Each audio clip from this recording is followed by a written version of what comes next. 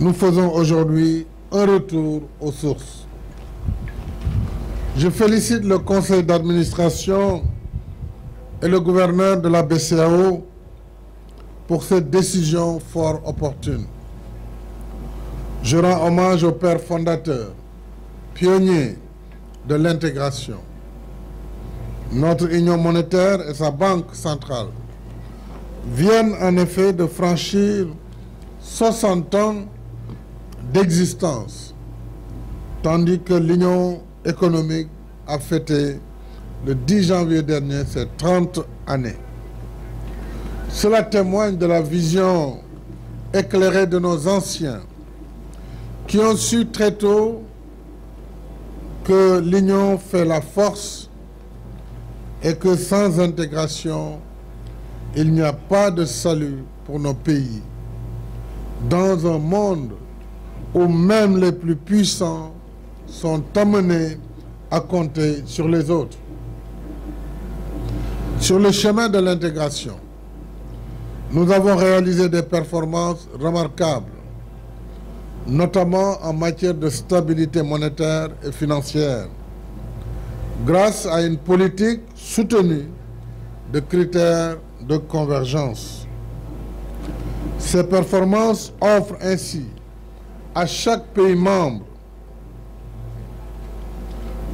les bases d'une stabilité macroéconomique propice à l'exécution de ces plans nationaux de développement. Je salue à cet égard le travail remarquable du Conseil des ministres. Mesdames et messieurs, cette infrastructure qui abrite l'agence auxiliaire de Saint-Louis marque une réalisation majeure dans l'accompagnement des politiques publiques du Sénégal et dans la territorialisation des politiques publiques. Je félicite le gouverneur de la BCEAO, M. Jean-Claude Cassibrou, pour cette démarche de proximité qui élargit le réseau national des agences de la BCEAO, après celle implantée à Kaolack en 1964 et à Ziguinchor en 1982. Nous en avons discuté, monsieur le gouverneur.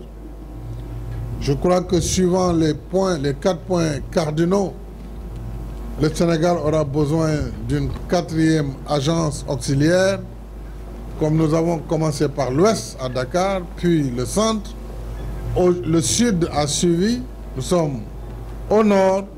La prochaine devrait être à Tambacounda, à l'est du pays. Je compte donc sur vous pour nous construire la 4e agence auxiliaire de la BCEAO au Sénégal et à Tambacounda. Cette démarche est aussi conforme à notre politique d'équité territoriale et à la stratégie nationale d'inclusion financière pour faciliter l'accès aux services financiers à tous les segments de la population. Dans cet esprit, j'invite le secteur privé, notamment celui de la région de Saint-Louis, à tirer avantage de cette nouvelle agence afin de bénéficier des services qu'elle offre sur toute la gamme des financements possibles. J'ai saisi l'occasion pour évoquer à nouveau la question critique des taux d'intérêt du crédit qui constitue un frein au financement de l'économie et à l'inclusion financière. Rassurez-vous, je ne parle pas de la Banque centrale aujourd'hui, mais je parle des banques commerciales. Nos banques doivent plus et mieux financer nos économies. D'autant plus que, pour ne parler que de la région de Saint-Louis, les potentialités ne manquent pas dans des secteurs aussi variés que l'éducation, la santé, l'agriculture, les infrastructures hydrauliques, l'assainissement, le tourisme, entre autres. Et nous avons l'activité gazière qui arrive.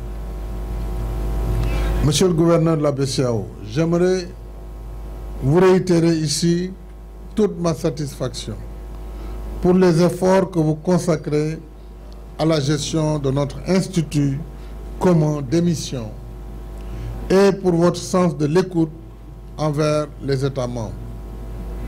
Vous êtes un homme d'expérience sur qui nous pouvons compter en ces temps de troubles géopolitiques qui perturbent le commerce international et aggravent la crise économique mondiale déjà éprouvante pour nos pays.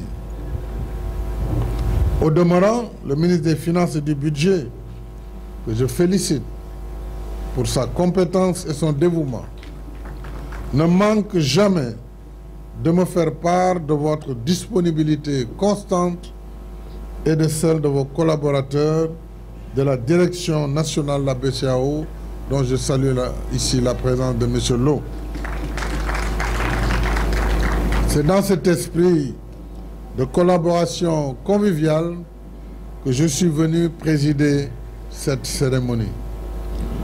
Et c'est dans le même esprit que je déclare officiellement ouverte l'agence auxiliaire de la BCEAO à Saint-Louis, en souhaitant plein succès à l'ensemble du personnel qui servira ici. Je vous remercie de votre aimable attention.